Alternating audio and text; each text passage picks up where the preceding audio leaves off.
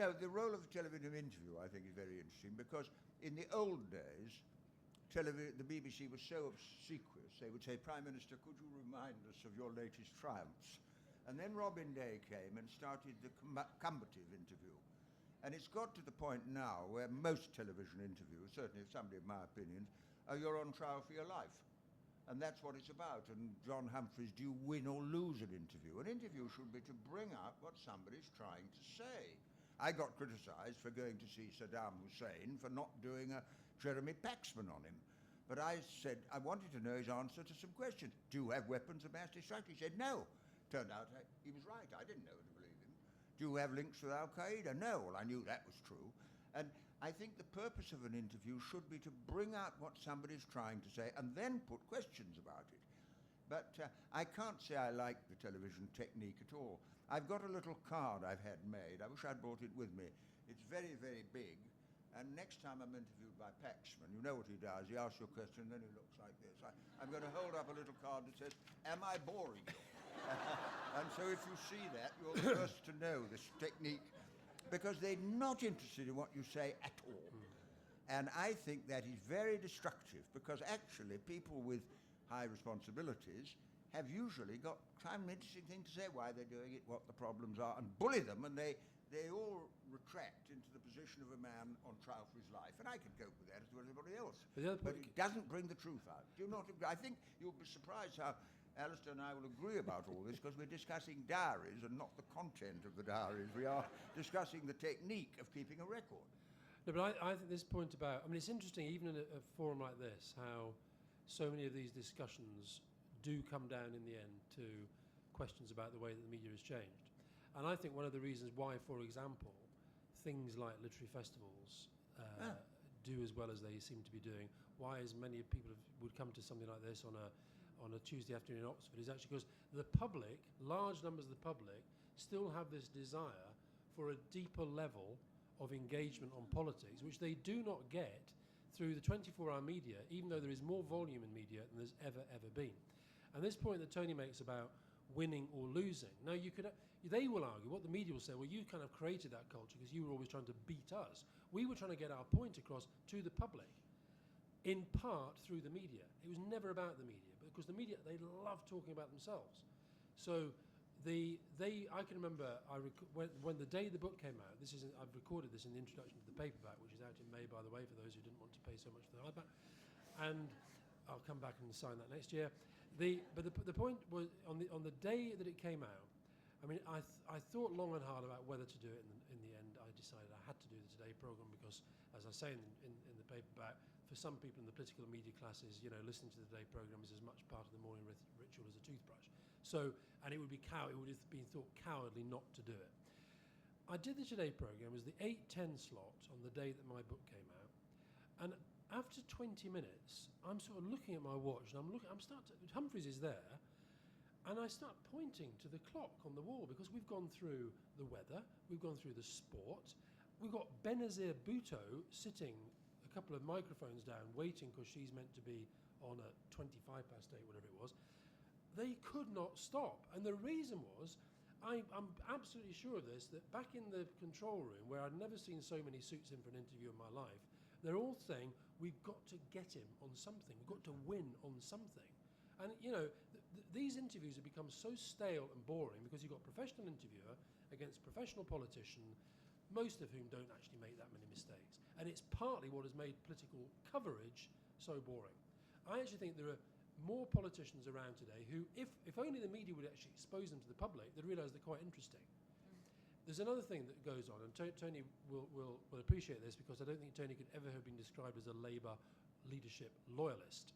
But this word loyalist, which often can mean simply this is somebody who supports the policies on which they were elected as a member of Parliament, loyalist is used as a sort of term of contempt. How can it be that you're a member of Parliament and you actually support what the government's doing? And I've had endlessly, I haven't recorded many of them in the book, but Dennis Skinner is one, Andrew McKinley is another, who at different points would phone me up and say, actually, for once I support you on something. I've been trying to get on the BBC to talk about it. They don't want me. So you get stereotyped. They only want you if you're going to say what they have pre-programmed for you to say. Well, this I agree entirely with what Alastair said is about literary festivals, but also public meetings. You see, the BBC rang me up the other day and said, we're doing a programme on the death of public meetings. Would you take part? And I said, yes, because I've done about 15 since the beginning of the year. They never report a speech at a public meeting. I was with Jack Jones once in Blackpool at a pensioners' rally. There were 11 million pensioners, a couple of thousand of us. We could still walk, and we were going through Blackpool. And I said to Jack, there will not be a word of this on the media unless you take this brick and throw it through McDonald's. And I said, if you do that, there'll be a bishop on Newsnight discussing the rising tide of violence among old people, and they'll bloody well discuss the pension. He didn't throw the brick. They send film units to demonstrations simply to get a scuffle, an arrest, a Muslim with a beard waving his fist. They never report a speech at a public meeting. Because I think the public meetings challenge Paxman and all these other guys. They don't want anyone else to have direct access to the public. And therefore all public meetings, and the other thing about a public meeting is you can ask questions. You can't ask question of a TV performance. You can ask questions. And very often if you watch a minister speaking, you wonder whether he wrote the speech. And so you can put and that's been driven out by the media deliberately, even though, in my opinion, there are more public meetings going on now than at any time since 1945. I spent all my days with 1,000 people in Birmingham last week, meeting in Glasgow 2 or 3 days earlier, and wherever you go, on all sorts of things that matter, on peace, whatever view you take of it, on peace, on privatisation, on pensions, on student grants, civil liberties, and so on. And I think the level of political interest in Britain is far higher than the media give you credit for. And everyone I meet's got something interesting to say. I'll give you an example. I went to a meeting on council housing in Tower Hamlets the other day, and I got there early. There's a very scruffy woman selling a Trotskyite magazine. So I said, what do you do when you're not doing this? Oh, she said, I'm a gynecological surgeon at the Royal Free Hospital. I went to Paddington, and there was a black guy, recognised me, clipping tickets. I said, what do you do? Well, he said, I'm from the Congo. He said, I did a degree in journalism at the Lumumba University in Moscow. I write for the Irish Times in Dublin. So I said, what are you doing clipping tickets? Oh, I'm saving money to go back to the Congo to start a new newspaper. Now, I think the whole political establishment underestimate the intelligence of people. I'm absolutely convinced of that. And if you address people seriously, they respond, and people think you're not listening to them, and they don't believe what they're told. And this isn't apathy, this is a sort of anger and mistrust, which does actually damage the democratic process. But on the day the 2001 election was called, I can't remember the date, but John Sopel, the BBC, who actually I think is one of the better of the BBC reporters, but he did a thing, I think it was either 6 o'clock or the 9 o'clock news, we came on and said, the elections are now started. Every night of the campaign, we're going to do a special election report, starting tonight with a report on apathy. Yeah. That was the first report that they did.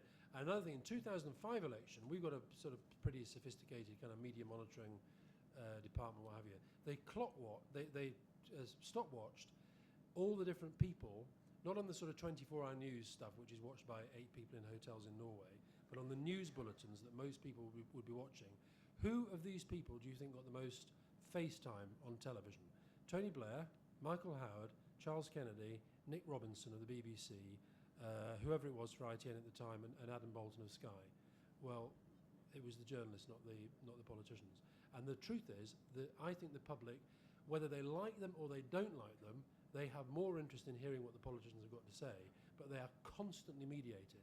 Even a party conference speech, a big event like that, yes, it'll be live on TV. Yes, there'll be lots of coverage and there'll be lots of debate around it. When you get to the main bulletins, if you're lucky, you'll have 2 or 3 clips of the leader speaking or whoever else is speaking. Then you'll have 3 minutes of Nick Robinson coming on to tell you what he meant. I don't care what Nick Robinson thinks. I want to hear what Gordon Brown had to say. And I think a lot of people are beginning to think like that.